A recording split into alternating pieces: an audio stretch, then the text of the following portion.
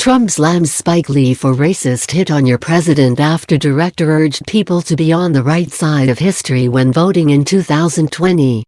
President Donald Trump slammed Oscar winner Spike Lee on Monday for doing a racist hit on your president after the director urged people to be on the right side of history when voting in 2020 in his acceptance speech.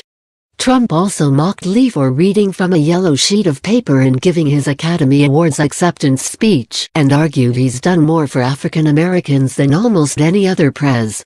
Single quote: "Be nice if Spike Lee could read his notes, or better yet not have to use notes at all, when doing his racist hit on your president, who has done more for African Americans, criminal justice reform, lowest unemployment numbers in history, tax cuts, etc. than almost any other pres."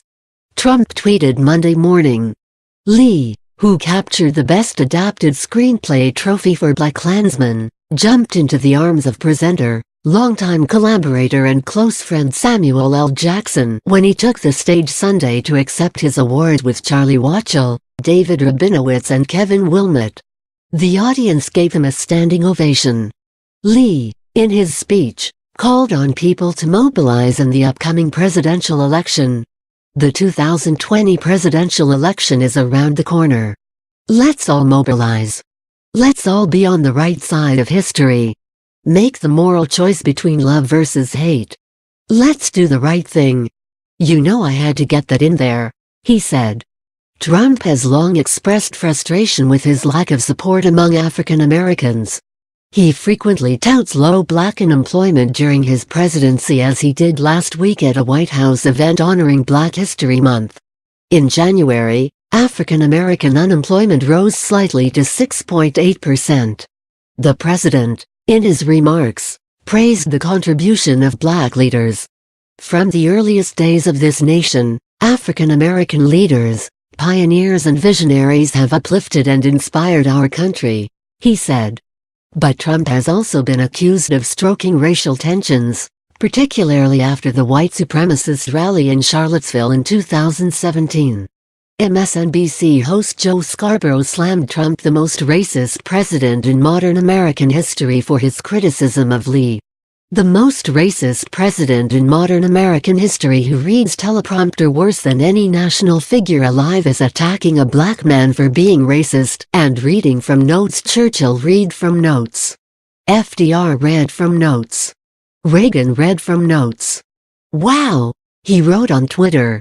Lee, a veteran filmmaker, had waited a long time to be recognized by his peers in the movie industry beyond the honorary Oscar he received in 2016 for his contributions to movies.